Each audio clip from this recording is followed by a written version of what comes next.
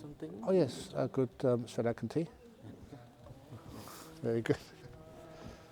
Okay, so would you like to, I think, do the introduction now, yes. Good morning all. Welcome. First off, I'd just like to ask Kath Lyman up here to acknowledge country.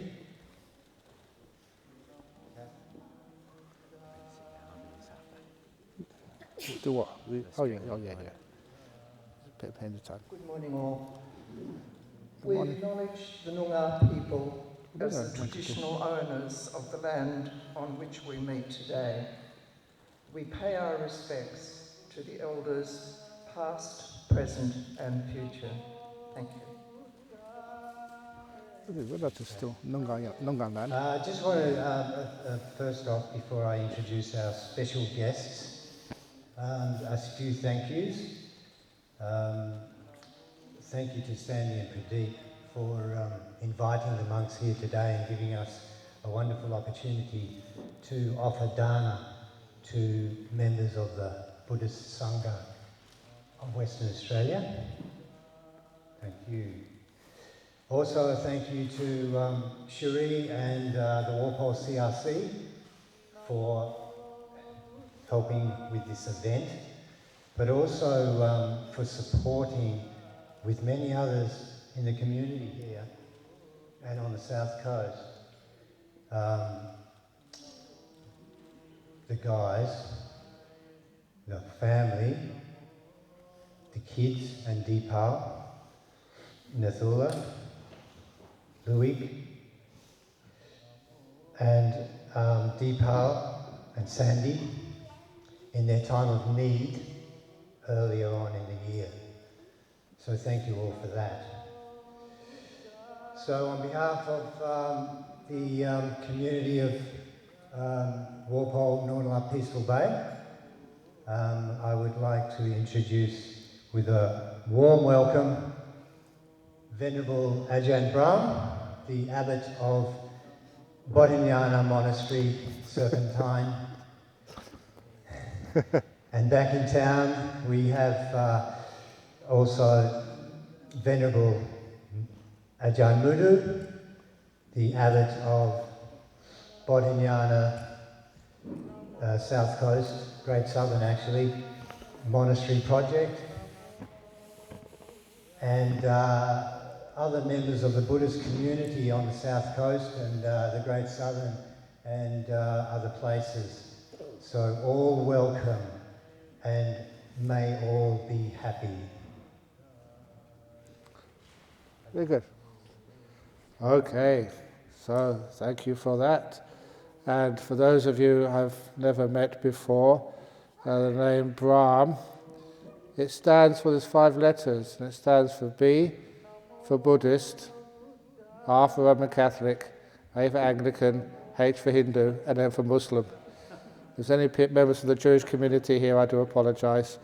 I didn't manage to get your name in. But if you had never met Buddhism before, it's a very wide religion, and we are expanding, and so am I. My problem is, like for many people worry too much, and they think too much. Because you're Buddhist monks, you learn how to make your mind nice and peaceful. It means you don't worry so much. I don't eat that much, but what happens is you digest everything so well. So for many people, the digestion's not so good. My digestion's very, very good. Very good. And they are offering me some tea. The tea they're offering me is one of the things from Sri Lanka, which I'm very grateful for, good Sri Lankan tea.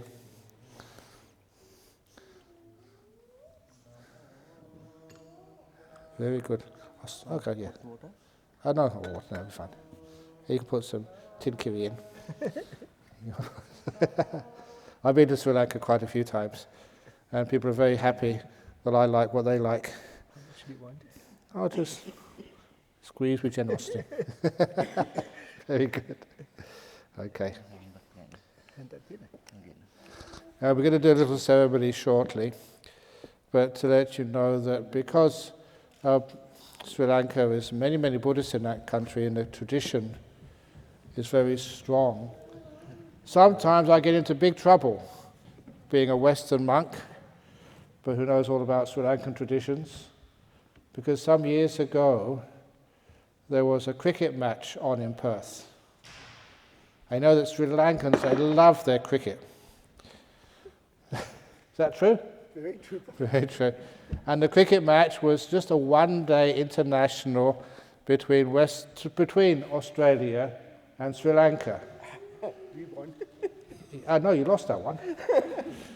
But what happened, that was only in Perth, in the Waka cricket ground, and the Sri Lankans was doing so badly after the lunch break. They sent some of their kids over to the Buddhist temple, and they said, is there any monks over here who can help? Because we're doing so badly at the cricket. So I was on duty that day, so I did some blessings, and also this holy string in Sri Lanka is called pirit thread. And I managed to make 12 pieces for the whole Sri Lankan cricket team. That's one for every player, and one for they call them the 12th man, if you don't know cricket. And I sent them off to the Waka for them. But it was too late. They lost that match.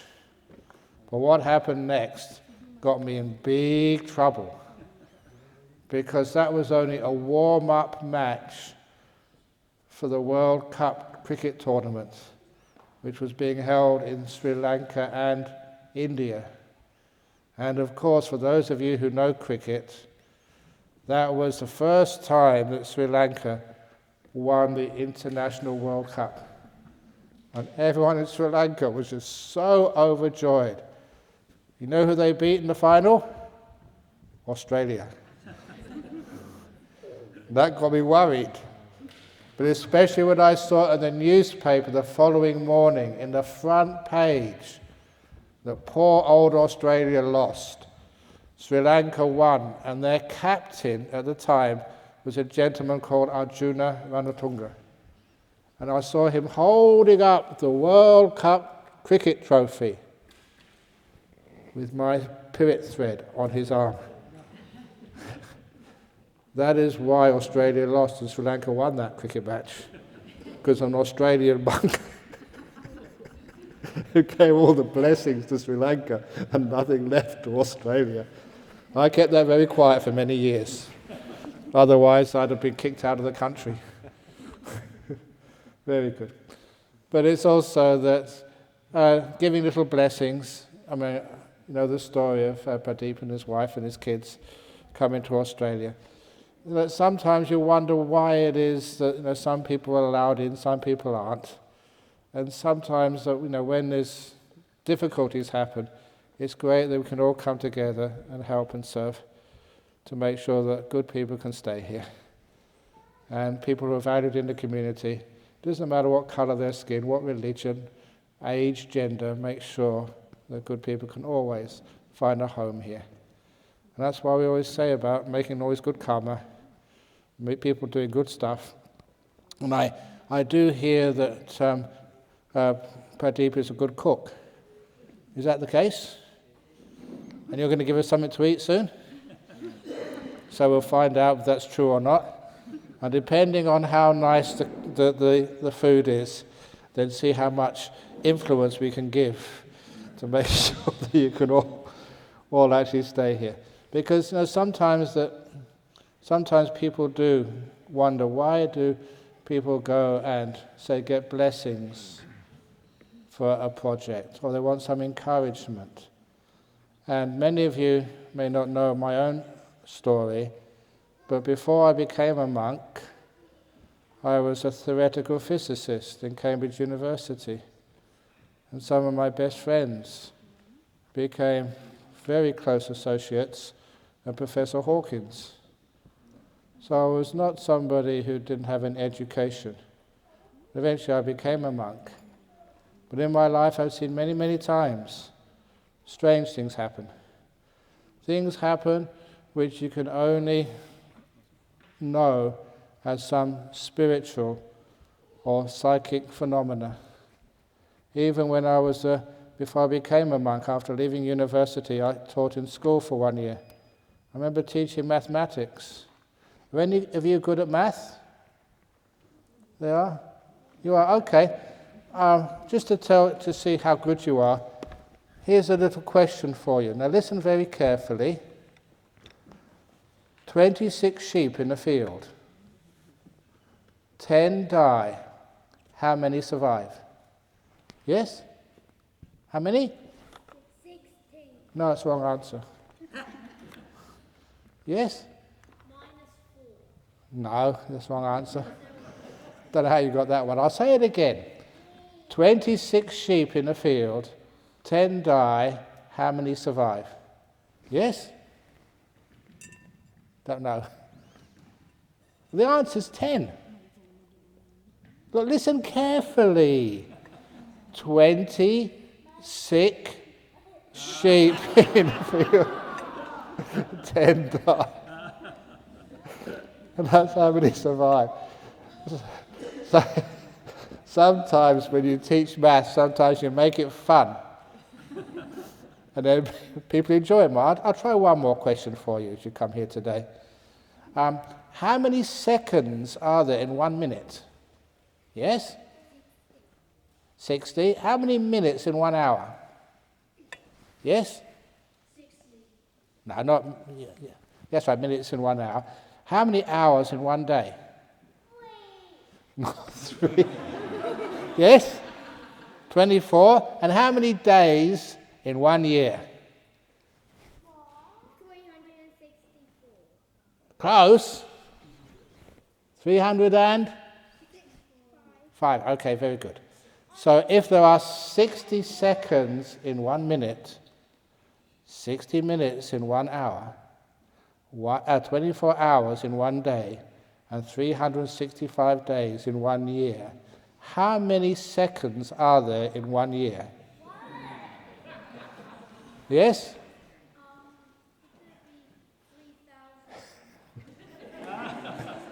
No, the answer is 12. Yeah, January the 2nd, February the 2nd, March the 2nd, April the 2nd, May the 2nd. So when we learn, it's not just learning facts, but learning how to think in interesting ways, and sometimes new ways. Different ways of looking at problems so we can find great answers. And so because of that, we have many traditions. And sometimes those traditions are coming together when we do any ceremony and having, first of all, fun. Because, I go to Sri Lanka a lot, and many of my books are translated into Sinhalese. And you know my nickname in Sri Lanka? It's a smiling white monk. That's what they call me over there. Because being able to be happy, and when you give any sort of instructions or talk, to make it fun, and that's what people remember.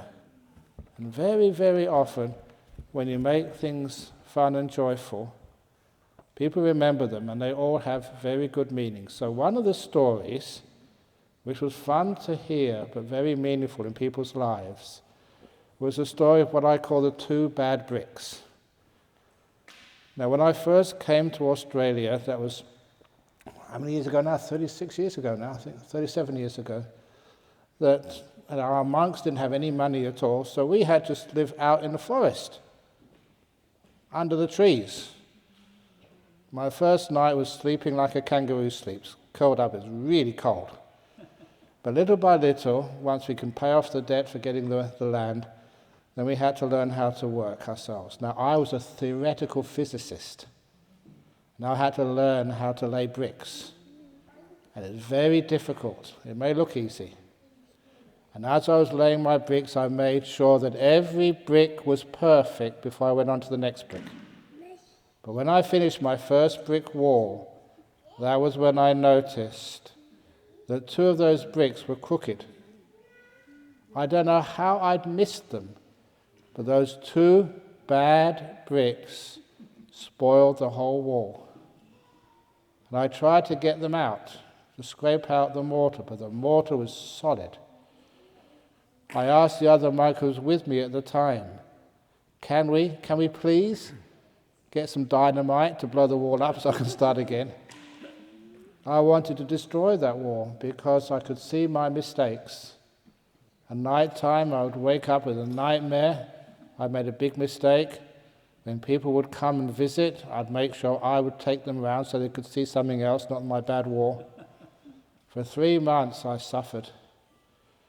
The wall I'd made looked terrible, until I was with a guest, and the guest saw that wall, and they said that was a beautiful wall.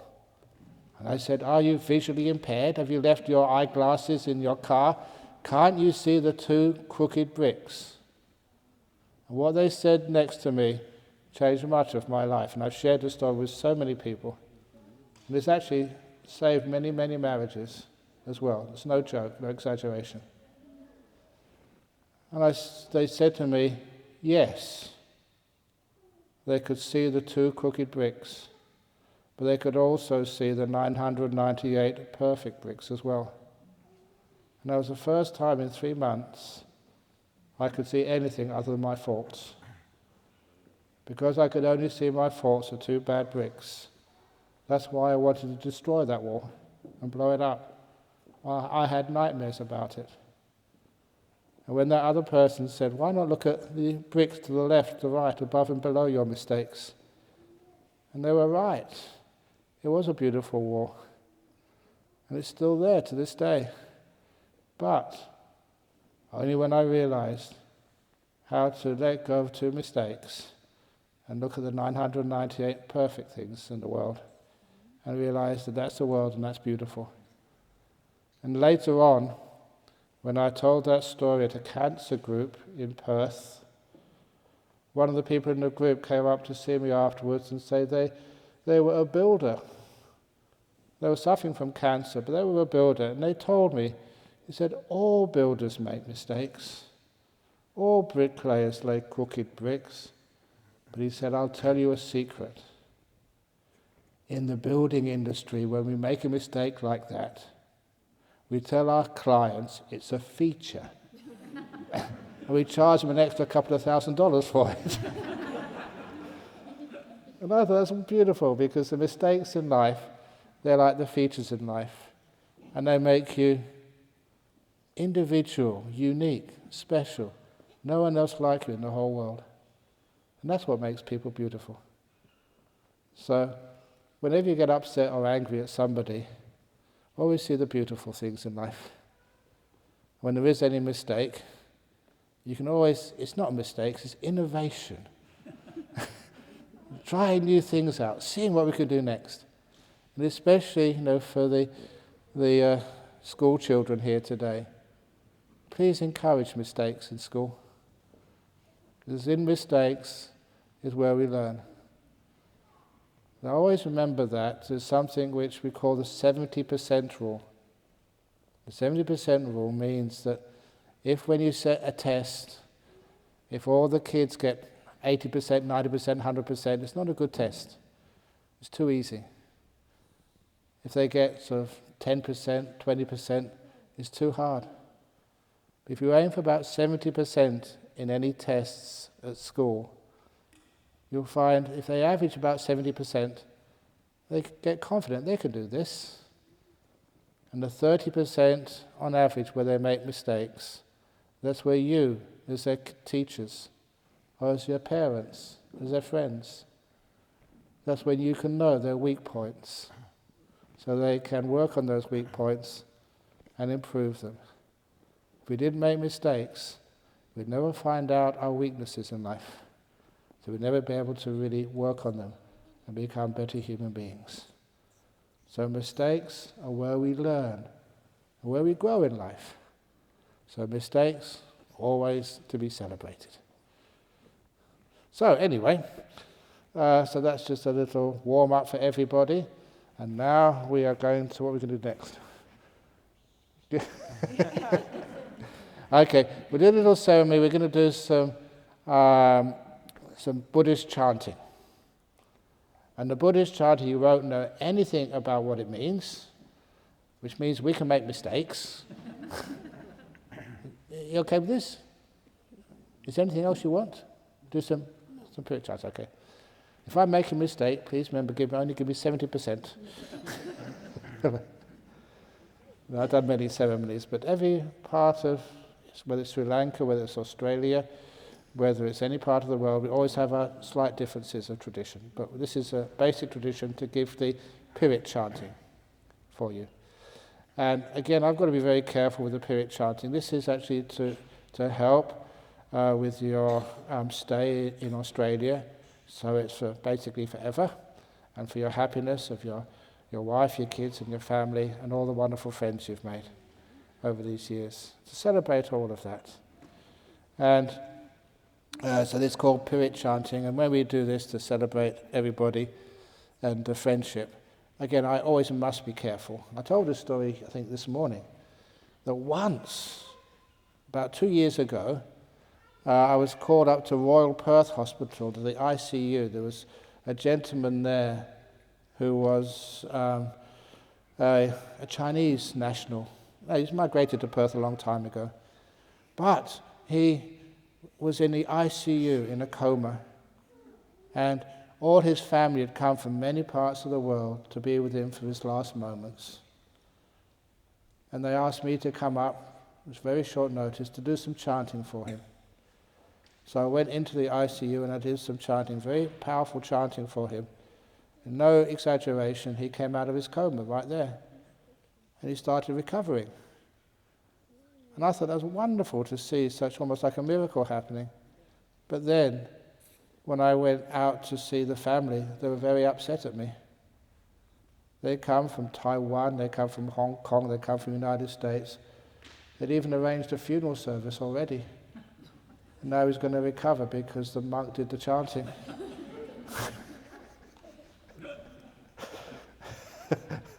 And they didn't invite me back ever again. So whenever we do any blessing chant, we always have to make sure I do the right blessing chant, which is to have good fortune, good luck, and not to die comfortably. I'm not going to do that chanting for you today. So have a beautiful time. So now we're going to do that chanting.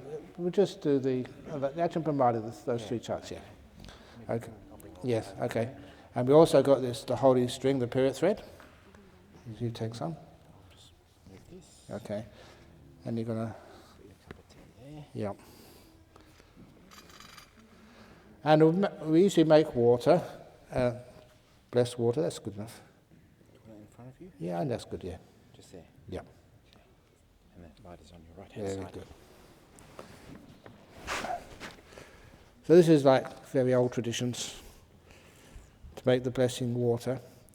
I don't know if many times, even as a scientist, sometimes you look at the results of when you do blessings with water, and it does help people.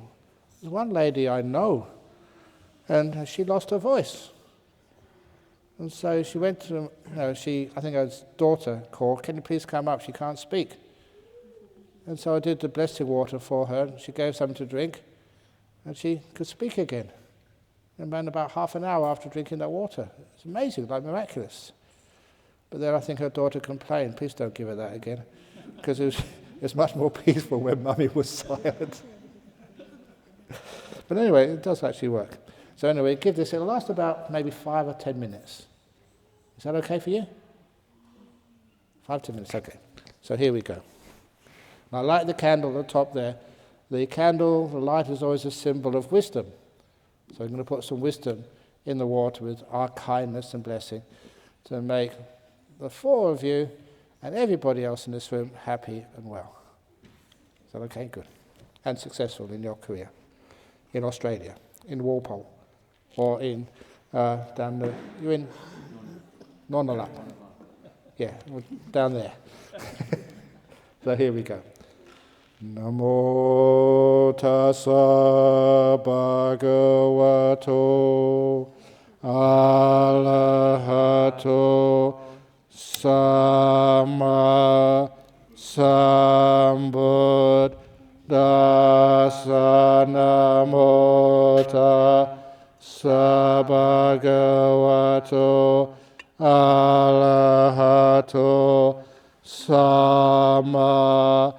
Sambuddhassa namo tassa bhagavato arahato samma sambuddhassa asevana cha balanang panditanang cha sevana puja cha pujaniyanang eta mangalamuttamang patirupa desawaso cha pube cha kata punyata atasama paniti cha tamangalamutamang bahusacha chasi pancha vinayo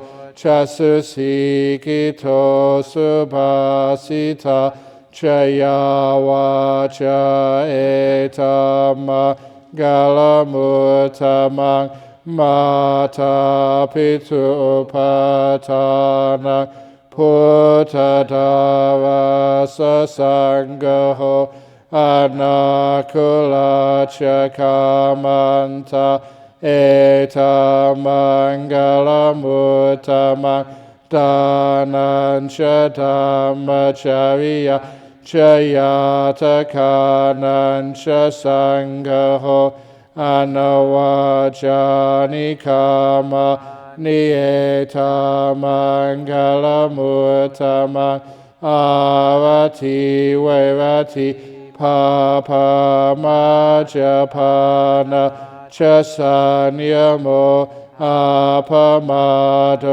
chadame sueta mangalamuttamang garavo chanivato chasantuti chakatanyuta kalena dhamma savanang eta mangalamuttamang kanti chaso vacha sata samanana chadasanang kalena dhamma sakacha eta mangalamuttamang tapocha brahmacharyancha ariyasa chanadasanang nibbana sachikiriya cha eta mangalamuttamang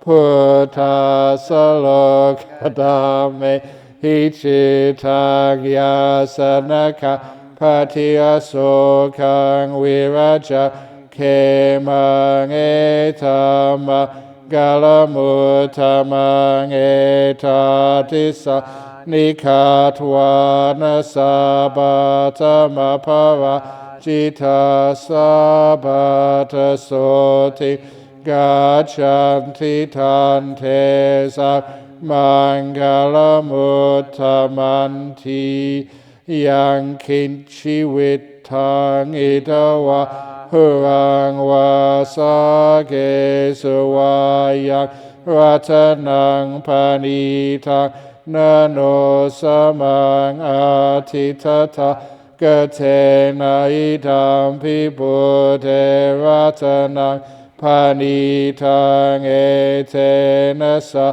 chena sawati hotu kaya viragang amatang panitang yada jagasakyamuni samahito na tena dhamme na samati kinshi dampi dhamme ratanang panitang etena sachena sawati hotu yam buddha seto pariwana isuchik samadhi manantarika yamahu samadhina tena samonavi jati dampi dhamme ratana panitang etena sacena suva tihotu ye pugala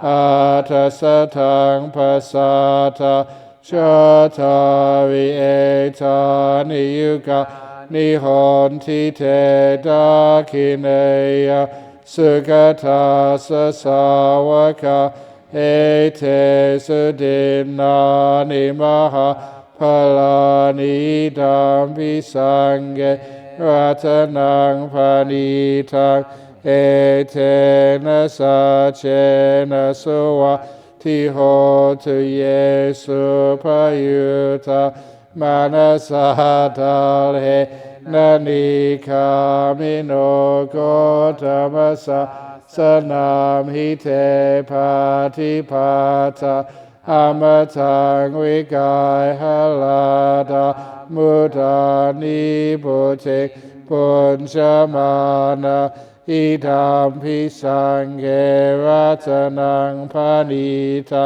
etena sace nasuvati hotu kina puranang nawang na tisambawang virata tayati kebawasmi te kina bija avirul chanda Nibanti dirayataya padipo idam visange ratanang panitang etena sace suvati hotu metancha sabaloka saming manasambhavaye aparimanang udang adochatiriya chasampadang averang asapatang titan shara nisino va sayano va yavata sawikata mido etang sating adi Teya Brahma Meta Viharang Idamahuti Tisha Anupaga Masilawa Dasanena Sampano Kame Suvineya Gedang Nahi Chatuga Paseyang Punareti.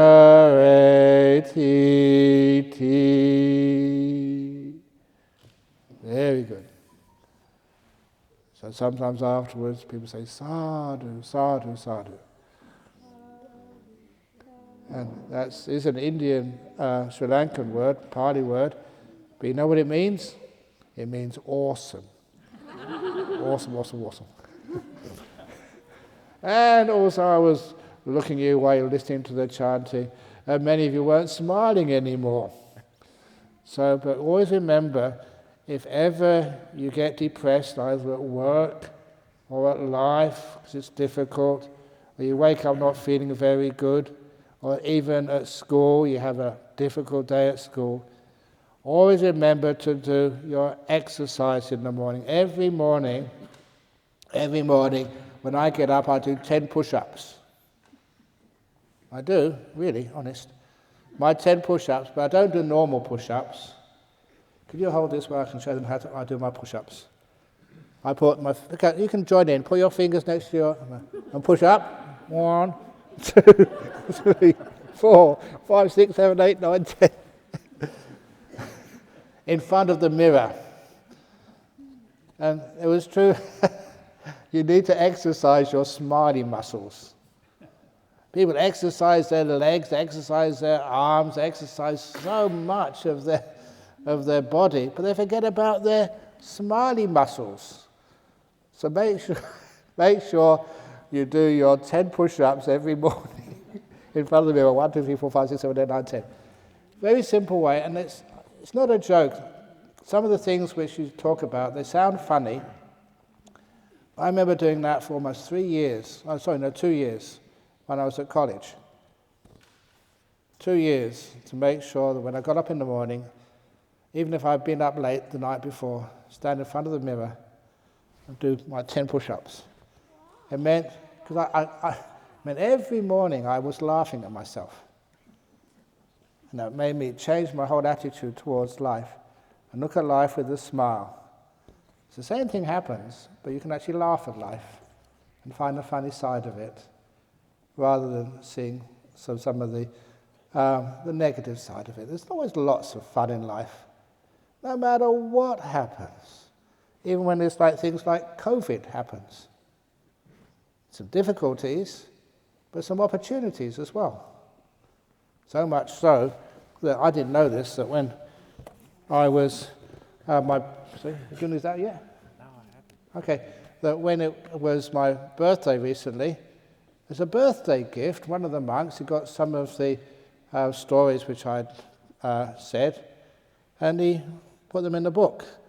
They're called Karuna virus. Karuna, you know what Karuna is? It's a word for compassion in Pali. Not coronavirus, Karuna virus. Because compassion is very contagious.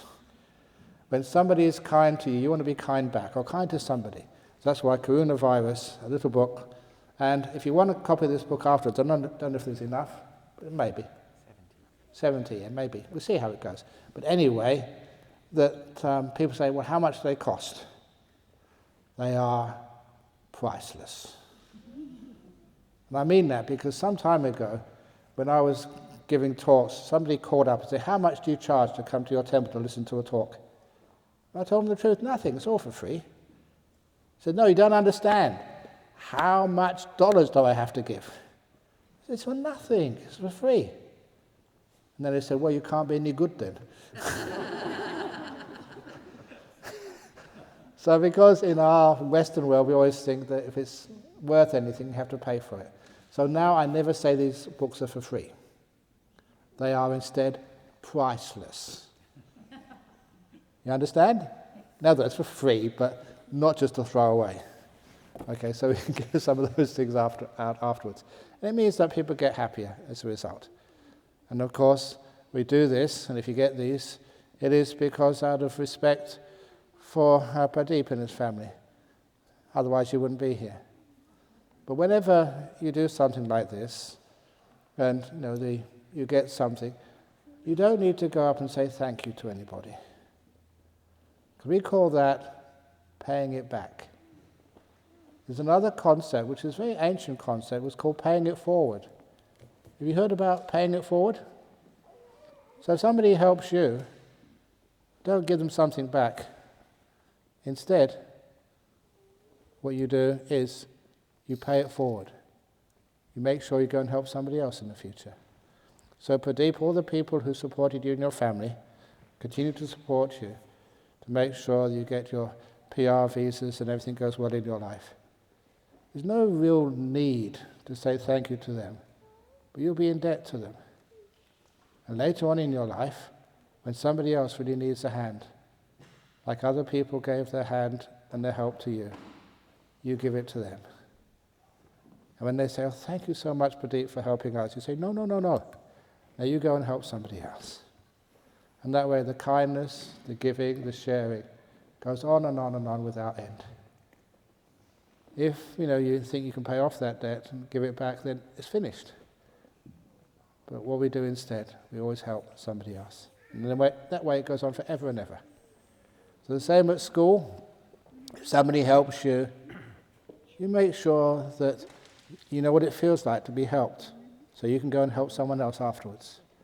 And tell them that you can only say thank you to me once you've helped somebody else. That way the kindness goes on and on and on and on, and builds a wonderful world. Now, should I start doing something else now, or? Yeah. 10:30? What time are we supposed to have lunch?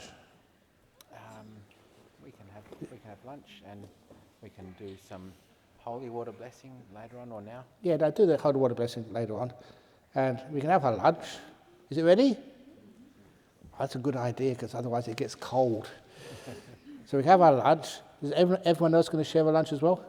Excellent. And then after lunch, then we'll do a little bit more of a blessing ceremony, and also can have some questions and answers, which I think is one of the best things, especially for how long are the school students going to be here for? Until they get restless. They get restless. Okay. But look, if you have any questions you want to ask the monks here, it's very rare you have the monks here, so you can actually ask your teachers, write down the questions, and the teachers can ask them. Or you can ask them yourself, if you can. Is that a good idea? Okay, so we do that after lunch. So the reason we have a lunch early is because as Buddhist monks, if you ever go to Sri Lanka, you see the monks always eating in the morning time. We don't eat anything in the afternoon or evening or night time. We eat nothing until tomorrow morning. Could you do that? Yeah, of course you could. Now, especially, when you're a kid, you do need to eat many times a day. But when you sort of get to our age, have a guess how old I am now. Yeah, how old? I'll tell you, put your hands up. I am now, what's it now? I am 829. That's true. Yeah, really, 829 months. So I count my age in months. Why do you have to count it in years? You count your age in months, and it's much cooler. So how old are any of you here? Hey, how old are you? Go with 8, what's 8 in months? That's 96. Wow, 96 months old you are now. You can drive a car, get a pension.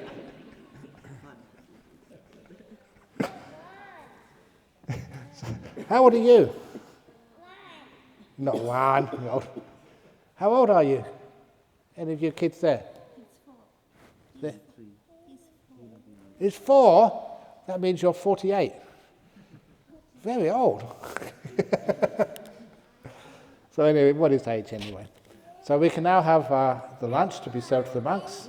Bindabat. Oh, Bindabat. Just ask them there's Bindabat rice. Is there? Yeah. Do you want to do that? Yes. Okay. So what we're going to do now, do the Bindabata, it's like an alms round. So everybody has the opportunity to put some food in the monk's bowl. If ever you go to Thailand or Sri Lanka or even parts of Vietnam, you find the monks on the morning walk on alms round. I remember seeing these wonderful pictures of people like, I think Rafa Nadal off in Thailand. He was on the beach and the monks came past, he put some rice in the monk's bowl so he could win the next tournament. So good luck. So I don't know if there's any tennis players here or the kids want to do well at school, but a little bit of kindness by putting some rice in the monk's bowl, and that means who knows what you might win next. So we're just going to get that all around. So what we do, we walk with our bowls, and you just put a 1 spoon of rice in, a tiny spoon of rice, because there's so many of you. We can't eat just rice. And then when the bowl gets full of rice, we'll sort of pour some of it out, we get some more, and then afterwards we have our main course, and then we can actually we'll give a blessing. No, well, it's up to Pradeep. But then we give the blessings for you. We always give 2 blessings. One is just a general blessing of kindness. And the second blessing is an even special blessing. It's called the blessing of the tummy, which means that you have a chance to eat as well. What a beautiful food. So your tummy can be happy and your heart can be happy, both. So they're just going to get that around. And it's nice you see this, because if ever COVID does stop, and if ever you manage to go overseas, and you go to places like Thailand or Sri Lanka, Burma, Vietnam, the southern part of Vietnam, it still goes on arms round, and other places, you can actually see just this beautiful tradition of monks and nuns. Have we got nuns? Or is Buddhism only for men? Yeah, we do have nuns as well. So if any of you see the nuns who go on alms round, you can put food in their bowl as well, which is beautiful to see. So we've only got a few monks and nuns over in Western Australia. So the nuns we have at the moment are up in just to the east of Perth. in the town of Gidgegannup. So if anyone's over there, please go and have a look. It's a beautiful monastery for the women. And it's wonderful, we can have both for men and women beautiful monasteries. Is there an announcement to make or no? Yeah. We'll do a circle around here if you like. Yeah. Can people go up and get their own bowl? Oh yes, please, yeah.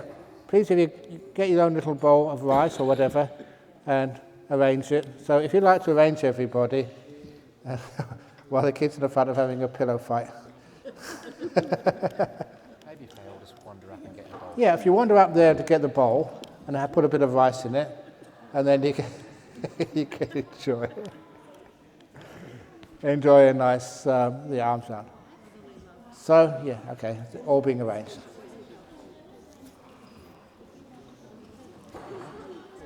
Is that working okay? Yeah. So just turn that off. Okay, very good.